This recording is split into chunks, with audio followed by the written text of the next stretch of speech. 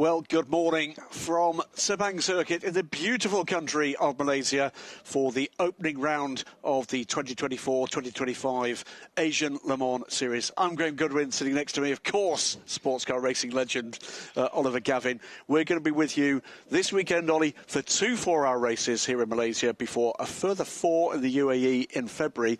All of that will decide who's going to take away the championship wins, and 2 automatic invitations to the 2025 Asia Le Mans Series. It is an absolutely packed grid. This morning we're going to see qualifying for both the GT cars, packed grid of them, and then the LMP3 and LMP2 cars. And then this afternoon, into pretty much darkness, we're going to see the cars for over 4 hours around this stellar circuit. I'm excited. Yeah, I am as well. I mean, it's fantastic to be back here with you, Graham, and it's great to be here on site at the track, seeing all the cars in action.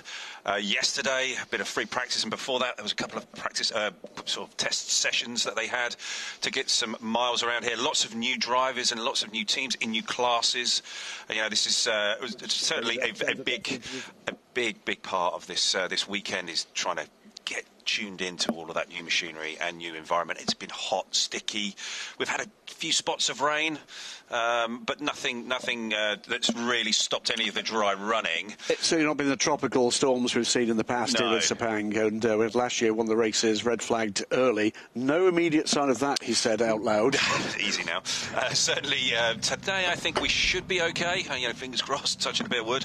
But I think tomorrow we may be seeing some weather. So let's wait and see. But we're about to get going here with the qualifying session for GT. We are indeed, and it is a very different look to our GT class this season. 25 cars on this grid, another mixed bag of GT3 cars, lots of different makes represented here as we get underway here. There we are, down in the southeast of Asia in Malaysia for Sepang before we go to Dubai and Yas Marina in February.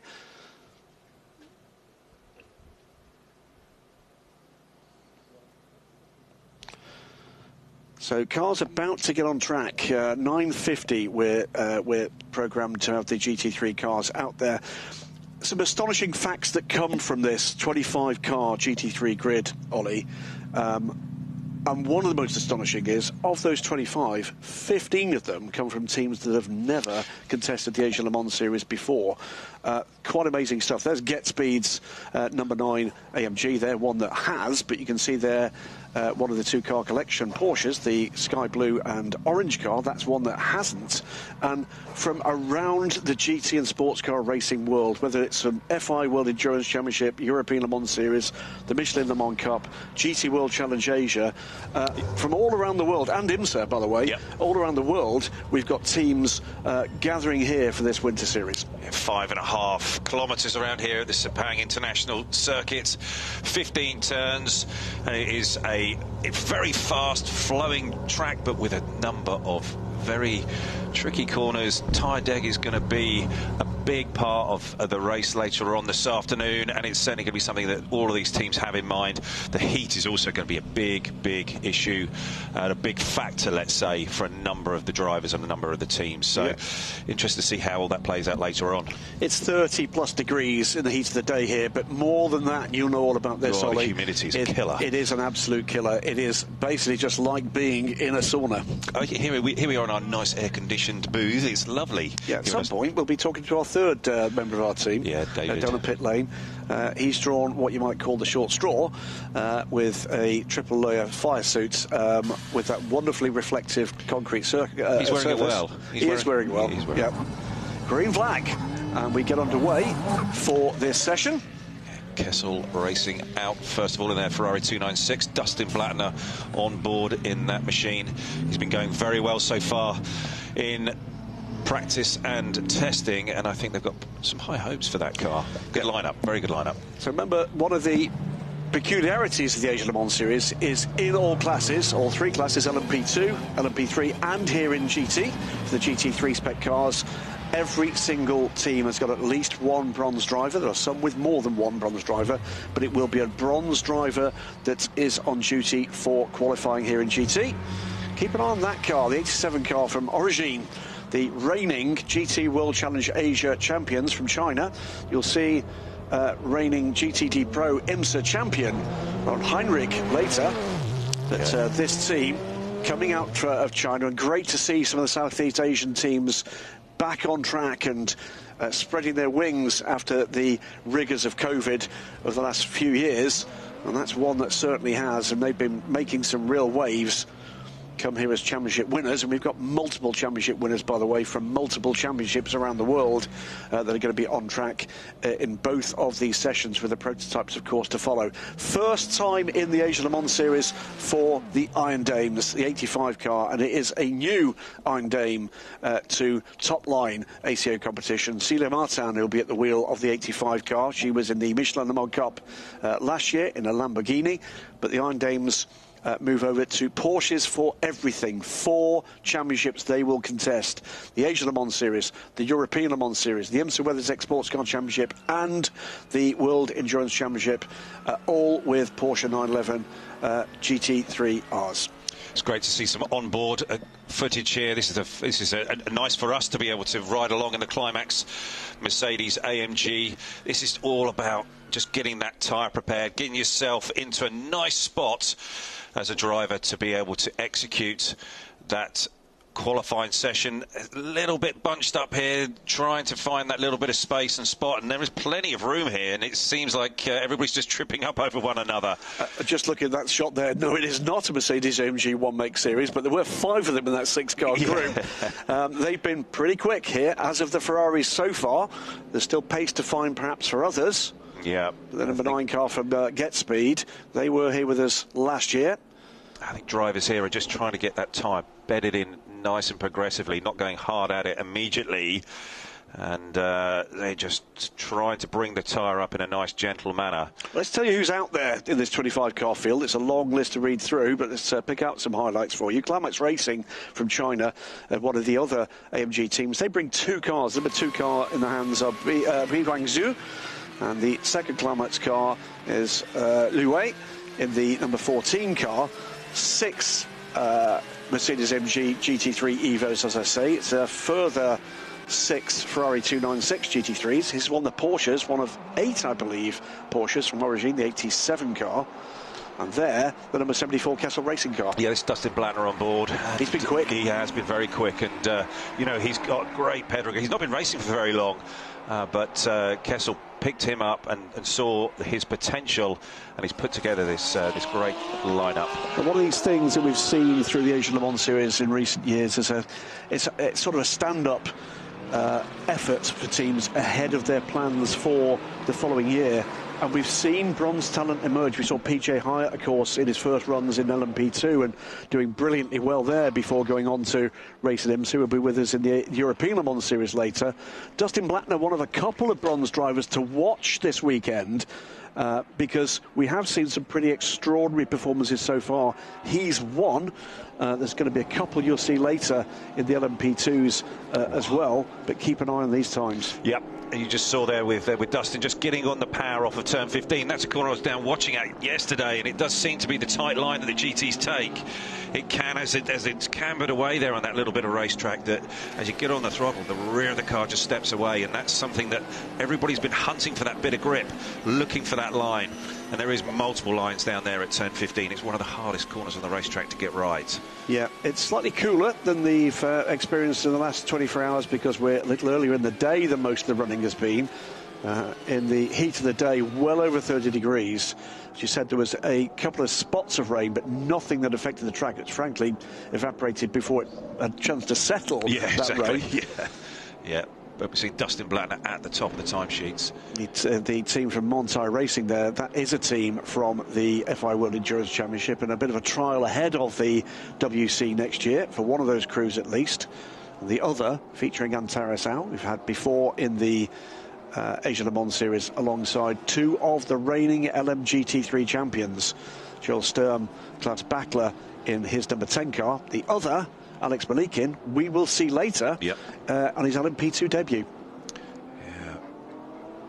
Yeah, he's just delivering nicely on this lap. He's a good couple of tenths up here on Dustin Blattner, and he could be taking pole position here. He's been nice and smooth, and he's actually executing the lap very, very well. He's finding the limits, and he's delivering a very, very strong performance here. Looks at ease in the car. Wide. Just a little wide, maybe just a little bit of track limits there, but he does look at ease in the car.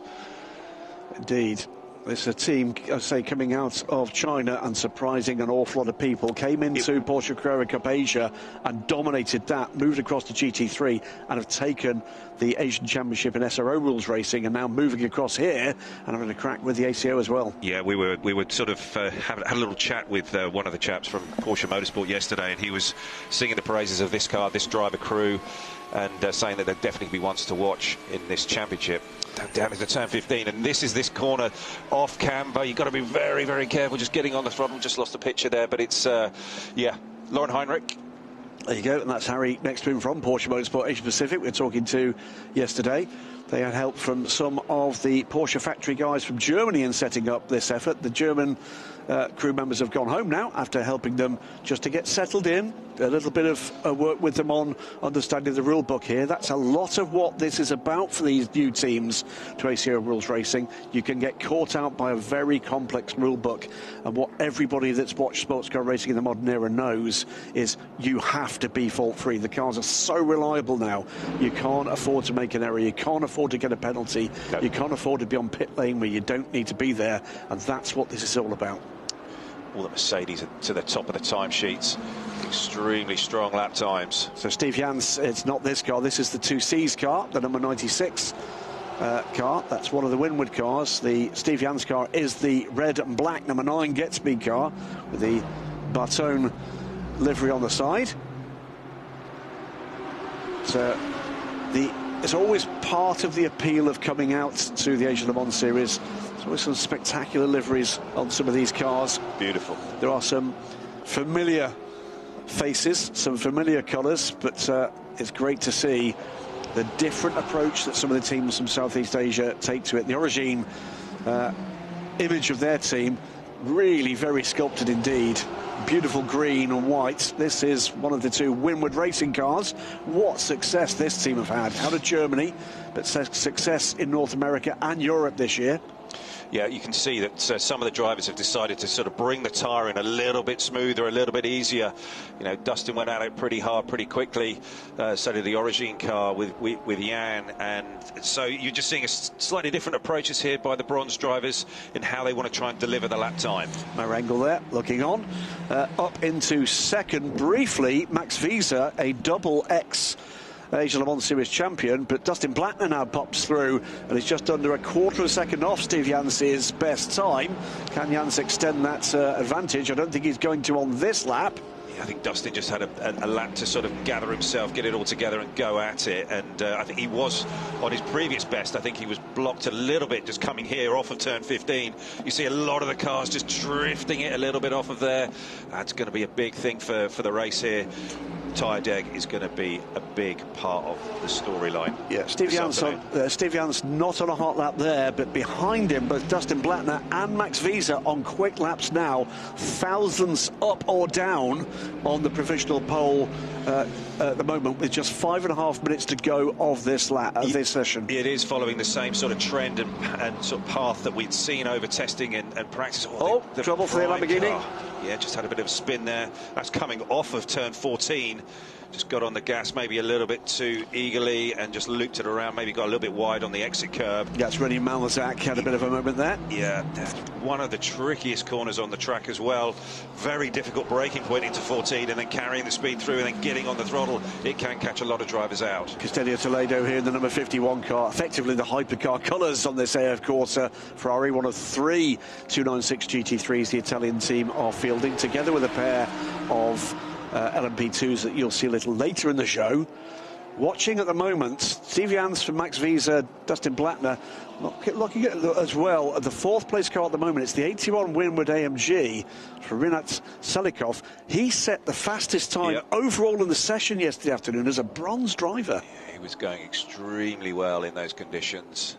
And again, that might be something that as the day heats up and the track might come towards that climax car, we'll have to see. Sorry, Winward racing car. So Max Wiese goes back to second place He's just 0.161 of a second off. So it's Steve Jans, Get Speed's AMG, leads the order from the 28 AF Corsa car, then the Kessel Racing number 74, Winward's number 81, and then the first of the Porsches, the 83 Origin car we've seen already, the green and white car, that's in 5th place. First of the 2 Climax Racing AMGs from China is in 6th. Then it is, well, it's a 2 and gone for Uchida in the car guy car, stepping in for the team owner, who is at his daughter's wedding this weekend. Yes. But he's going well in 7th place indeed. Castadio Toledo, we've just seen, is in 8th, now 9th, because 2 C's and Tony McIntosh pops up into 8th place, and completing the top 10 is the 2nd Climax Racing AMG. So it's a bit of a mixed bag. Yeah, Corsa, we're following the Corsa racing car coming down through 13 into 14. Just looks like he's just getting himself ready to go again. Indeed, this is not a flying lap for Max Visa. Max, we saw before, what is it, 2017-18, he was a champion. We've got 2 champions in this grid from that year. You'll see the other one in LMP2 later. Was driving Audis at that stage, and it was very quick indeed here.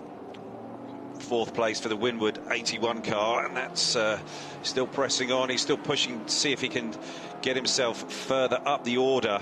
You see the car moving around there on the power, then he's delivered it across the apex nicely. It's riding the curbs well, this Mercedes AMG. Let's see how it delivers this rest of this lap. Coming through 13 into 14, tricky braking here. Got to keep the rear just in line. Try and make sure he can get it back to the apex. Nicely done. Just a little bit of movement there on throttle. Picked it up nice and early. And good drive. And this should be somewhere very, very close. Yeah, he's within thousands, isn't he? One way or the other. A good 3rd sector here. And he's had a clear run at this sector. Could grab him a front row place or better here, so we'll watch. Just walking a little bit off on the throttle off of turn 15, very tight line through it, but it looks strong. Let's see what he delivers. Oh, he's just lost a little bit there in that last sector. Yeah, 3/10s lost in that sector there, so that's just that, not quite a moment, but imperfection, if you like, through the final turn, cost him dearly. Number of drivers here, Ollie, they can string a lap together, they can find clear air here in the last couple of minutes of this session, could do it. Steve Jans, another one who dropped time in the final sector. Dustin Blattner is up in sector 1, but we've seen a number of drivers up in sector 1 that have then just let the lap drift away from them. And that can be what happens as the tyre just starts to eke away from you. That little bit of goodness just goes out of it, and you're just trying to keep it tidy, keep it nice, but it just, the lap time just doesn't really come, as we just saw there with the Winward car. Yeah, and Terrace out, staple of the Age Le Mans series for the last few years. And aboard the number 10 Montai car, joining, as I said, the 2 reigning champions in the FI World Endurance Championship. He comes to the end of his latest lap. He's been super, super quick in this session in the early parts of the lap. He's not put the lap together he wants. It's the way that the track here is laid out in the sectors. You know, actually the 2nd sector ends up finishing sort of halfway round the lap. So that last sector is extremely long, and it's got a lot of complexity. It's very technical. So there is an awful lot there that can trip people up, or the car just falls into a slightly different window. Car guy, 57 car, Uchida, he's going well, 5th, and is he up? He had a little bit of traffic there at 11, and he's now just trying to find his way nicely across the curb, but the car's walking as he got on the brake there. The ABS is working hard, and he's trying to get it back to the apex. Done that on the throttle relatively smoothly. Got a little bit of exit curb. Maybe rowing up through the gears here now. This Kessel Run car guy, we about 240 k's, 5th gear right now, then hard on the brakes, well into the ABS, the car moving there under that braking.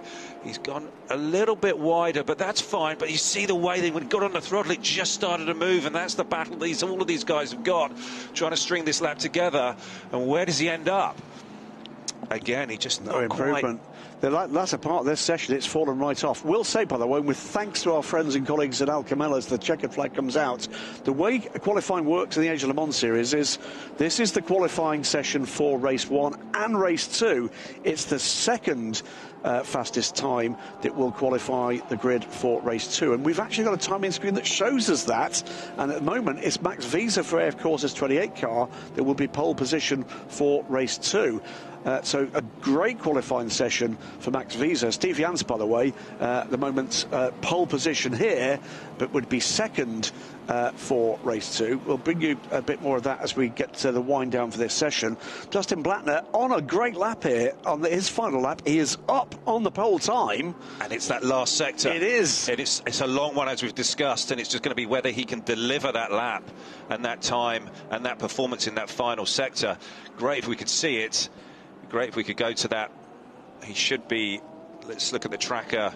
Where is he at on track? We're just trying to find him now. He's coming down through turn 12 at the moment. He's got nobody ahead of him, so he's got a clear. In fact, he's in. I've just noticed there's a car with him. Yeah. As that just as he stumbled across that one, it might be a problem there for Dustin Blattner, because if he's caught a slower car or a car that's just as fast, that's going to cramp his style in this tricky third sector. The moment, Steve Jans for Get Speed, AMG number 9 on pole position. Max Wiese, and it is the number 82 car, so it's two Ferraris together. Dustin's been racing the 82 AF course all the way around this lap. I saw him towing up behind him and nicely drifting off of turn 15, but I doubt very much whether this is going to be a lap that's going to get him further up the order, and absolutely not. It's about a second off. And when you're racing a car that hard, it's always going to be tough. Clearly got the pace in the car, and Dustin's exceptional in this machine. Can't be unhappy though with third. That's getting right at the sharp end. And it's going to be third in the second race as well, so it's consistent performance as well from Dustin Blattner. Has to be pleased with that.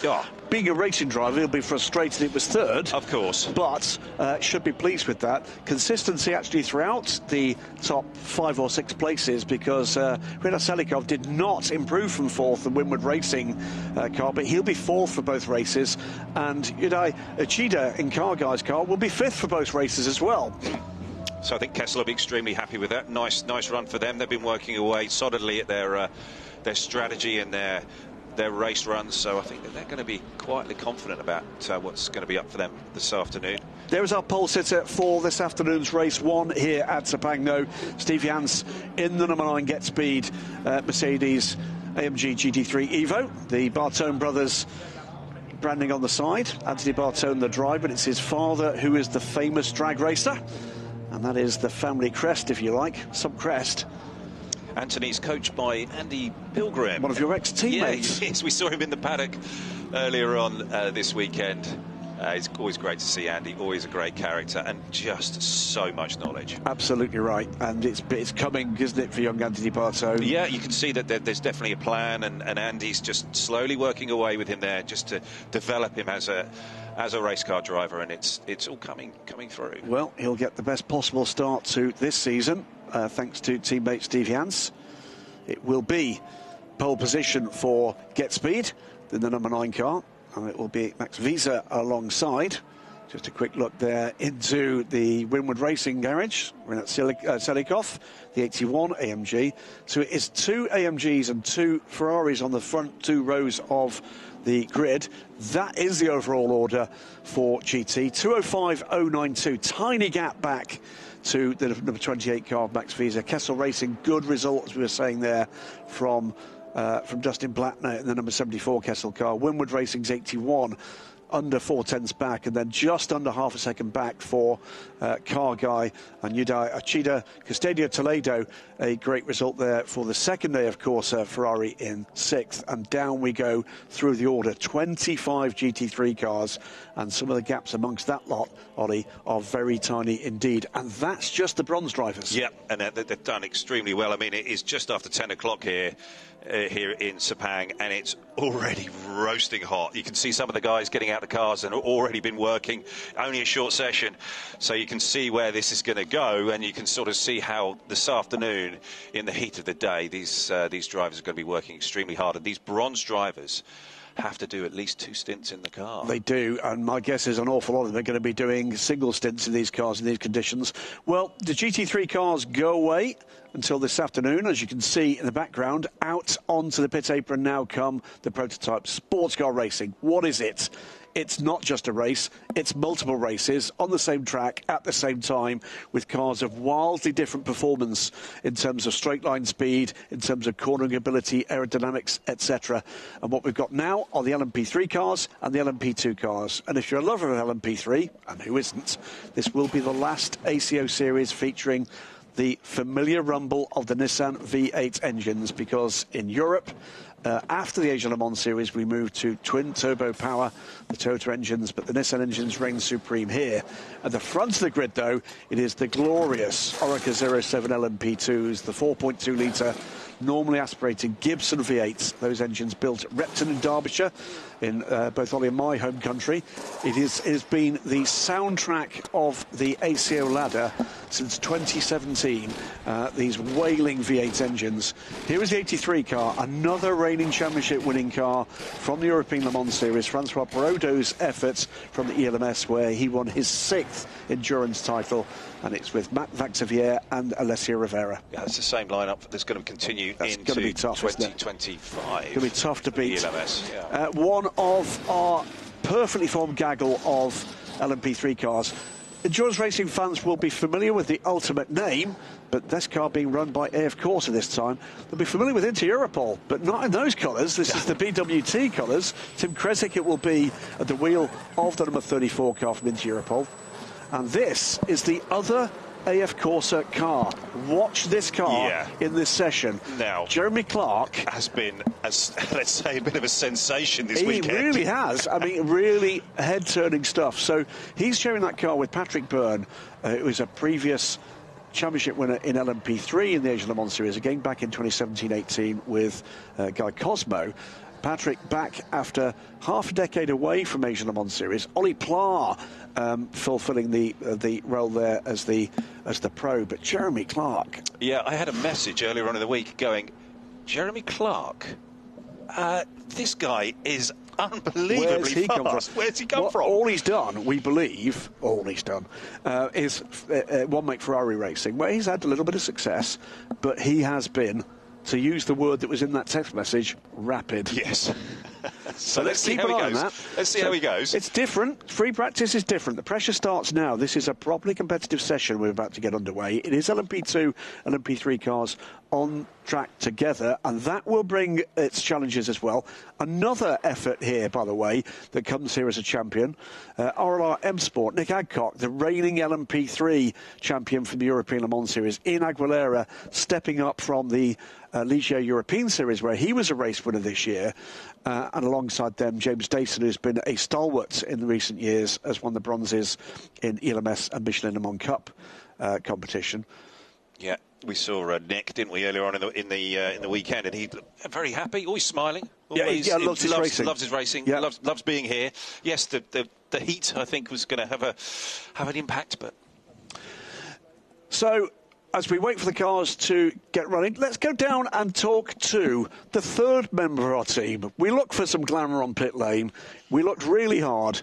We couldn't find any, so we got David Addison. Over to you, Addis. 1 minute. Yeah, the glamour, I'm afraid, is non-existent. Didn't have time to do my hair this morning. And while we wait for Steve Yans to trek back from the scrutineering bay where the car is, Fabian Schiller is with me. You've been watching that lap, and it was a pretty tense session because that last lap from Dustin Blattner in the Ferrari was pretty good as well. No, definitely. I mean, I've been here for the last 3 years in Asian Le Mans series, and the level of the bronze drivers is just increasing every year. And it's a very, very intense session. It was the level is very high of all the bronze drivers nowadays. And yeah, Steve did a great job there. It was tight for sure. P1 for the first race and P2 for the second race for sure. Great outcome. Steve's an experienced driver. He's a kind of shiny bronze. He's a really good bronze. You were watching that lap. You were impressed? Oh yeah, definitely. I mean, yesterday we were a little bit unsure about our performance. We were struggling a little bit, but today the team did a great job changing a few bits on the car overnight, and obviously we showed today that we were quick, and Steve obviously did an amazing lap, so very happy about it, yeah. Now, as you say, you've been here already over the weekend. Quick word about what it's like in the car. It's so hot, even early in the day.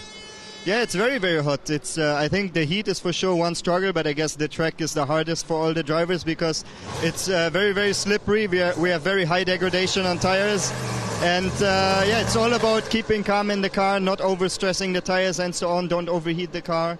And that's key around here, and I think with the Mercedes-AMG GT3 we have a good car over the distance, so yeah, looking forward to the 2 races this weekend. And I guess a bit unusually for you as a regular GT3 front runner, you're not at the front of the field here, you're having your own battle, but you've got to be mindful of P2, P3 cars, so you've got some lappery to think about as well. Yeah, definitely. I mean, it's for sure a little bit of a different thing when you race with GT3 cars only, but I mean, we're used to it. We had more than enough sessions this weekend, and then also over the last few years we had more than enough experience, most of the drivers, so it's not that difficult to get used to, actually. Fabian, good luck. Right, let's get into P2 and P3 qualifying. Back to Ollie and Graham. Thanks very much, David. Actually, Fab Schiller, I stumbled across a fact I'd completely forgotten. Is an overall race winner here in LMP2 in the Asia Le Mans Series back in the open car days. Wow. Something completely forgotten. I think at the, sadly, I believe soon to be closed Zhuhai some many years ago. So he will have awareness of what's required here. But he's absolutely right, David. We are now on track, and with the 17 prototypes we have here. I think he's going to need a bigger fan. Yes, that's David Leach, the strategic brains behind the Algarve Pro Racing crew, and he is a very big-brained strategic guy at Algarve Pro Racing. Some astonishing calls. We saw some of them last year, plucking wins out of absolutely nowhere, particularly at Abu Dhabi. Yeah. This is the 50 car. We've been saying about watching for Jeremy Clark. Let's just tell you who's out there aboard these cars. That's the 22 car from Proton Competition. That is Giorgio Roda. 5 pole positions out of 6 in the European Le Mans Series this season. Georgios Kolovas, a late addition to the LMS this season, substitute driver in with Team Virage, but he's aboard the DKR Engineering car, number 3, a car that has won this championship before. Alexander Bekantsov has been a part of the Asia Le Mans Series in recent years many times. He's aboard the Graf Racing number 7 LMP3 car. Alexander Matchell featured in the LMP2 and LMP3 grids for the LMS in recent seasons. He's in Proton's 11 car. Sam Cox there, part of the husband wife team at Algarve Pro Racing. RLRM Sports field their reigning champion in the LMS, Nick Adcock, in the 15 LMP3 car. Chrysler Lentudis, a race winner in LMP2 Pro-Am in the LMS, is aboard Algarve Pro Racing's number 20. Giorgio Roda, we've talked about. Naveen Rao, a new addition and a return for Naveen Rao for the first time in a few seasons here to the ELMS, was part of Racing Team India some years ago, but he's now part and parcel of a revamped, rejuvenated Nielsen Racing squad in a reliveried 24 Orica. Michael Jensen, another ELMS LMP3 champion. He's making his Asia Le Mans Series LMP2 debut in the 25 Algarve Pro Racing car. Jens Reiner Müller, someone who's got a quarter of a century of sports car racing under his belt, and he's aboard the Breton Racing 26 car, a car that won here last year, won in the Asia Le Mans Series last year, and has taken a win this season as well in the Michelin Le Mans Cup. RD Limited, Fred Pordad was here last year, I think, with Proton. Back now with RD Limited. The RD, Romain Dumas. And Romain, a previous FI World Endurance Champion, is here in charge of his brand new LMP2 effort. Tim Kresick, we've already seen aboard the pink and pink BWT liveried 34 into Europol car. We always talked about Stefan Lemeret in the Ultimate car, the number 35 car. Steve Brooks, not really Steve Brooks, but New Zealander Steve Brooks, historic racer, making his LMP3 debut in ACO Rules Racing in the second Interior car, the more familiar green and yellow livery car. Mark Patterson, we'll come to Mark later, because what a character he is, and welcome back to sports car racing for Mark Patterson, the oldest swinger in this town or any other. Jeremy Clark, we've already sung the praises of, and who else has popped through there? The final car is the Pure Racing car, run here by TF Sports. It's Alex Malikin, the third of the LMGT3 championship winners in the FIWC, making that move across now into LMP2. They're the runners, they're the riders. The pace is beginning to come, Ollie Gavin, and Giorgio Roda's already gone to the top of the timing screens. He has. He's had a pretty aggressive, straight out the traps approach, and he's really gone at it hard. You could see that the tyres weren't really there, but he was asking a lot of the car, and he's certainly gone for the all-out, all-aggressive approach. And Let's see, he's still building on this second lap, but he's certainly at the top of the timesheets by a long way, some 6 seconds clear of the field, which I think his approach is slightly different to Mr. Malikin here, who we're seeing on screen now second, and he is on a bit of a tear. He is. He's going to be close to that initial time from Giorgio Roda if he can hold this lap together, but Roda is making further progress. The question is, has he gone too early? Yeah. There's one question of these guys. Here in the Asia Le Mans Series, it's Michelin tyres. Most of the experienced wheels in European LMP2 racing will be used to racing on the Goodyears. Anybody racing in IMSA would race on Michelin rubber. Yeah, so it does present a different beast, a different animal. It's something you just got to get yourself tuned into. But like a few drivers have said, they've had a nice amount of running. Slight difference here at this turn 15 for the P2 cars and the P3 cars. They tend to be running a slightly wider line, and that just seems to be suiting them. It's maybe that platform that they've just got to keep it that little bit flatter. Yeah, Giorgio Roda improves his time and improves it quite radically. Goes to the top now with a 1:53.197. Alex Malikin's time drifts away a little bit in that final sector. He's in the 1:54s and his second fastest. Alexander Matchol in the Proton number 11 car pops it up into third, but not quite up to speed there. Then Georgios Kolovos in the LMP3 ranks. It Stefan Lemerek goes to the top for Ultimate, ahead of Alexander Bekantsov for Graf Racing and Jens Müller for Breton Racing. There, the 1, 2, 3. Yep. These sessions click down quickly, though. Tim Kresic here in the Inter-Europol car, fourth at the moment, but he's on a good lap. It's going to be interesting to see if he's going to be good enough. This last sector is long and it's technical. And let's just see how he navigates his way through this final turn. Again, that sort of wider line. Just a little pinch the exit off a little bit there, right on the exit curb. I'm sure that's going to help this run down to the flag, to the line, but then also the start of the next lap. But he ended up fifth there. So fifth, not yet up to speed, by the way. Francois Peroda, the 1 LMP2 car that is in amongst the P3 cars. So maybe just taking a measured approach to this. Haven't seen much of the track limits. The only car that's been pinged for that is Alexander Matchel in the 11. Up to third, Naveen Rao, having a good run here, Naveen. Previous IMSA prototype champion with one of his co-drivers here, Matt Bell. Yep. And they're joined by Nicky the Cat Katzberg, yep. Previous champion here, as is Matt Bell, by the way, in the Asia Le Mans Series. Matt, champion in LMP2 just a few years ago with Nielsen Racing. I think these guys will have a good car here. They've been slowly working away at it and you're quietly getting on with their work. But this is a good lineup, and they're in a good spot, I feel. Yeah, a lot of pressure here on the bronze driver, and Naveen Rao going well here. Jeremy Clark up to third, and he's on a strong lap right now. He's not too far away, only about a tenth off Giorgio Roda. Yeah, well, let's face it. I mean, Giorgio Roda, huge experience in LMP2. As I was saying, the race wins in the European Le Mans Series and the LMP2 Pro-Am. There we are with Jeremy Clark now. And, you know, doing a nice job. Let's just follow him here on the lap and see how he delivers this car to turn 9. A little bit lumpy there on the brakes coming through and into turn 9. Got through and off the corner very, very well. A little bit of movement on the throttle, but then he's getting the car to the apex nicely at 11, and then clearly off the end. No track limits there. That's nicely done. And down here into 12 and then 13. Again, nicely done. Car moving a little bit as it came off of 13. Can it get it back to the apex here at 14? Yeah, nice. He just kissed the apex there. Really nicely done. He's delivering this very nicely around the lap. They're going up through the gears here, reaching about 270 Ks down here in the Oreca 07. Then hard on the brakes, the car porpoising. Oh, a little bit of right locking, and he's nearly threw it off there. Nicely gathered up, but that certainly caught him out there. Right front locking and then the rear locking, and that will have hurt his lap time there. And he's about 8/10 off, but he can go again. But he's got the speed. He just needs to put it all together. Yeah, but that lap was good enough for second for the second race. So he's gone from 8th on the second fastest time to second at this point. So it was still a good time. So that was an excellent time to that point. He's then bled away a few tenths. Just needs to put it all together and execute on each corner. He's got nearly all of the pieces there. He just needs to put that final piece of the puzzle together.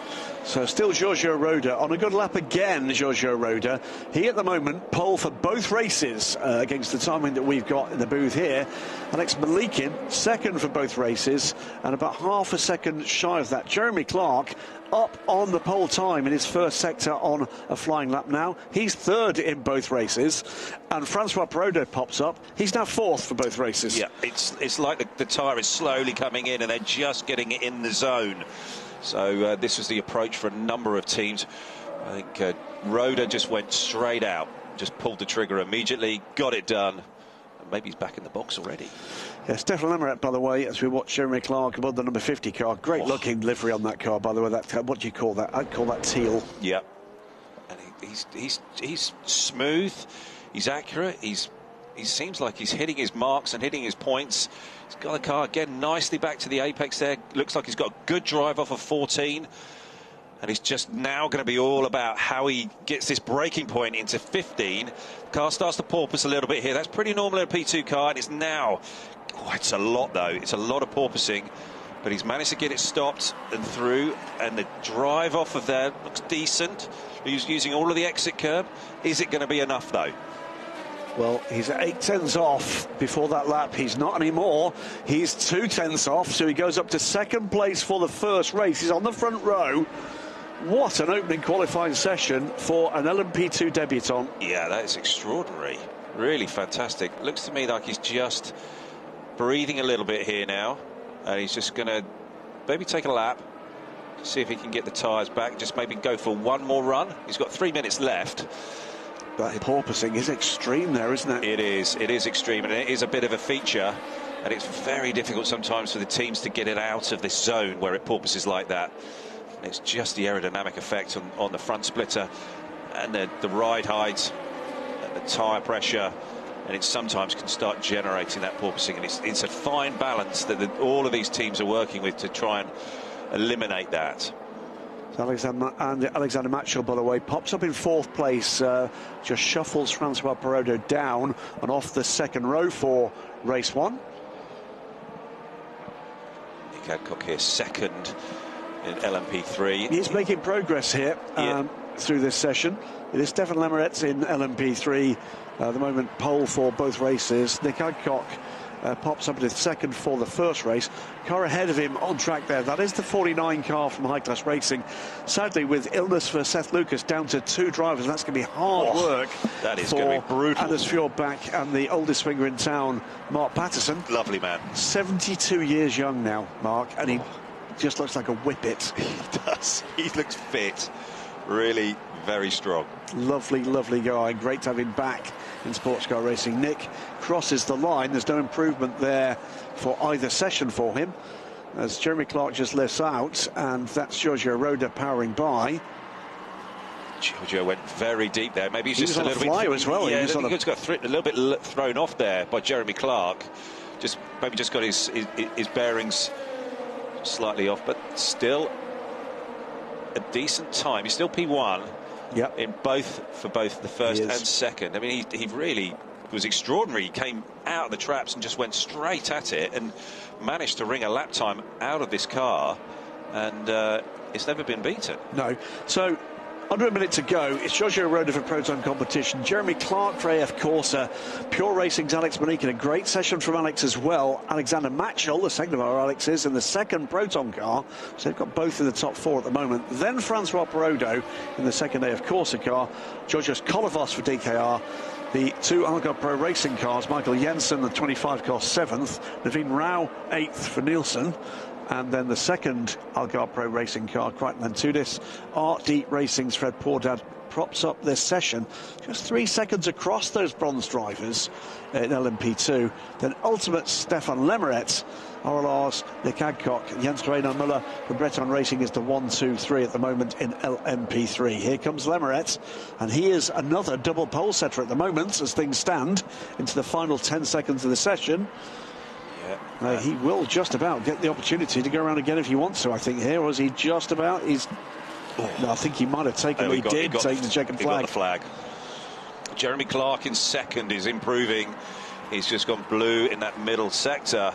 Let's see if he can string that final sector together. It's a long one, and it could be tough. There are a number of people actually improving, including Alexander Matschel and Francois Perraudot. And having seen the extremes of that porpoising, getting that sorted out, there's better than 2/10 in that if you can get that code unlocked. Yeah, it's just how much of a problem it is at the end of that straight, and how much the car is then in the zone for the rest of the lap. This is going to be the trade-off that these teams are going to be, some of these teams are going to be making.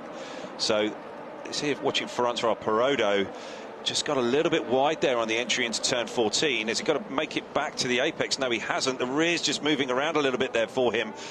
And I'm thinking that this might be bleeding away a little bit for him. So this car at the front, the red and black car, that is the RD Limited car, Romain Dumas team. Then Francois Perraudot, then the 11 Proton, the white-black car with the green highlights, and DKR Engineering with a fabulous new livery for that. What can Perraudot do here?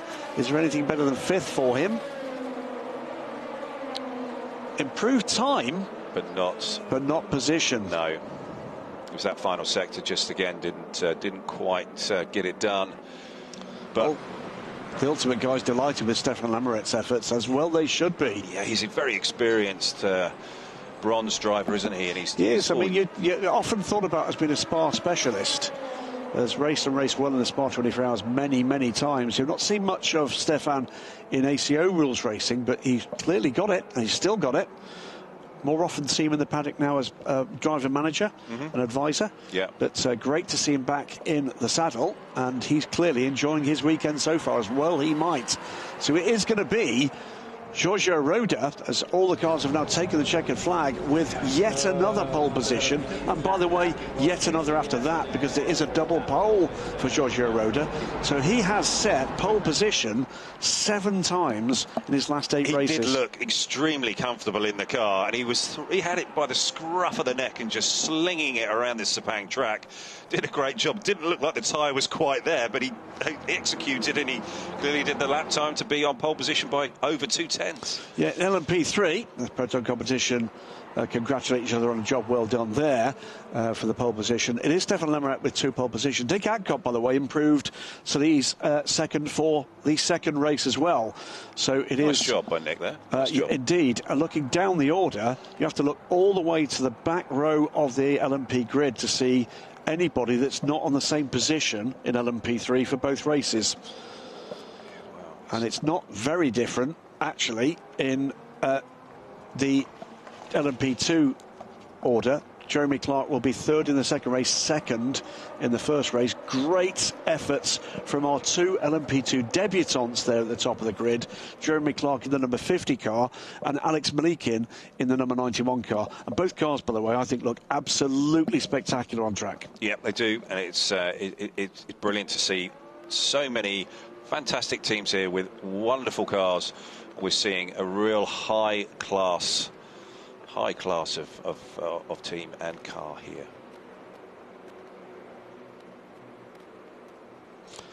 So there you have it, 2 15-minute sessions to produce the grids for both races this weekend, 4 hours this afternoon. Look for times in your local area on the Age of Le Mans Series website. It'll be live and free with myself, with Ollie, and we'll be hearing a lot more from David Addison because he's not worked that hard this morning at all. I think we've seen him once. I think we'll probably get another interview out of him before he goes, but it is quite warm down there. But it's going to be a very warm afternoon indeed. Joking aside, this is the start of the Age of Le Mans Series season. There are so many storylines to bring to you. We're going to have to squeeze them in over the 4.5 or 5 hours of our broadcast. There's our order for the LMP qualifying Proton competition. Take pole position with Giorgio Roda. The 50 car of Jeremy Clark alongside on the front row of the grid with Pure Racing's number 91 of Alex Malikin. The second Proton competition car on row 2, followed by Francois Perraudot. Then, as we get into the LMP3 cars, Ultimates, the bright red car ahead of the RRM Sport, the ELMS champions from this year on the front row for race 1, and it's Get Speed's AMG on pole position in GT. That GT class so deep. So many, I mean, we've barely had a chance to talk about the standard of the pro drivers that are here. That's one of the things. Champions from everywhere. Stacked, absolutely stacked. You know, I think we have champions from pretty much every significant championship around Europe, Asia and North America. It's an astonishing array of talent this year.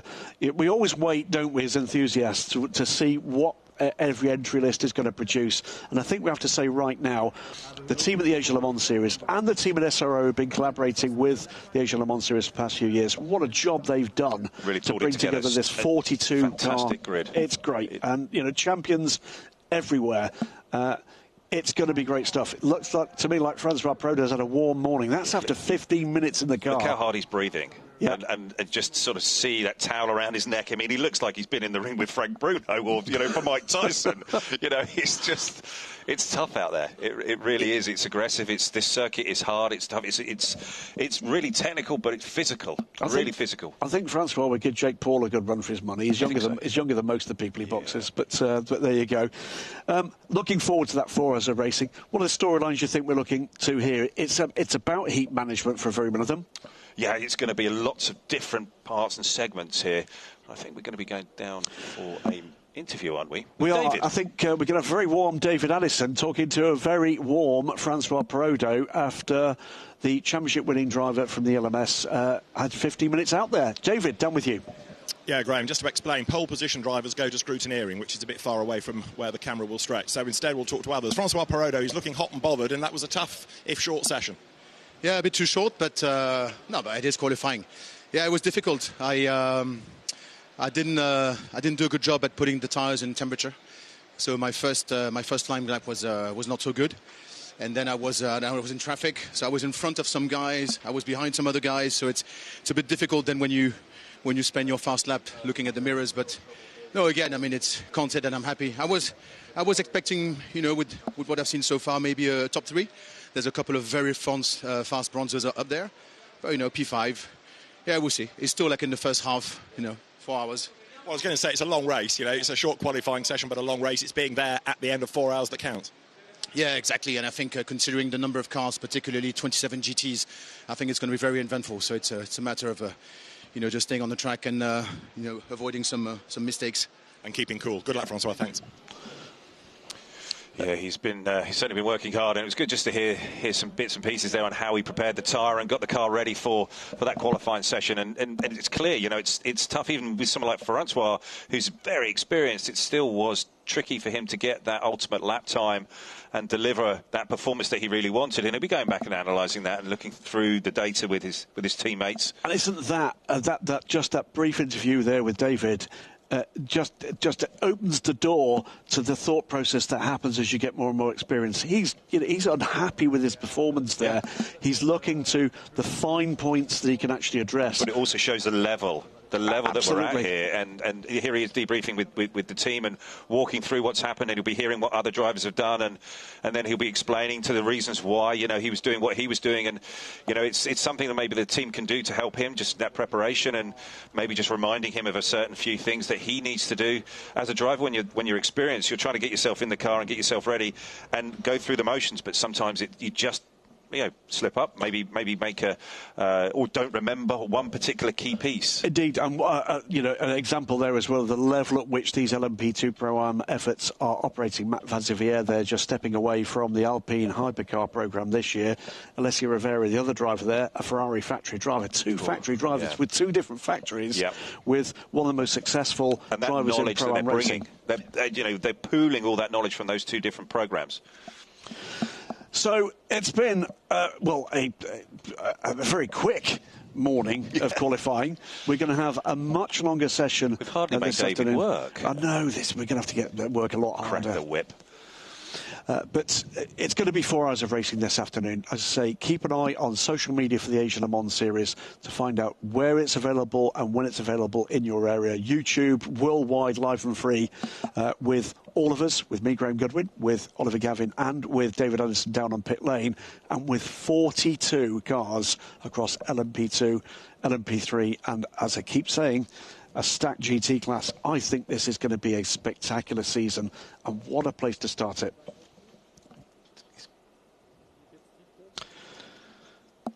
So 5.5 kilometres times how many times over 4 hours? You can do the quick maths there. I can't do the maths. Can't do the maths. It's too early in the morning, really. Another coffee is needed. But the other storyline that's definitely going to emerge here is the challenge that these teams are going to suffer with the heat. Not every car here has got driver AC or driver cooling. They do have driver cooling devices and bits and pieces, and it's going to be something that every team and every driver is going to have to manage. Yeah, temperatures outside the cars well into the 30s. Temperatures inside the cars, I would think a couple of 15 or so degrees above that. Temperature on track amongst the 42 cars is going to be absolutely white hot. Looking for points, looking for finishes, looking for an entry to Le Mans. Join us this afternoon for the Asia Le Mans Series from Sepang.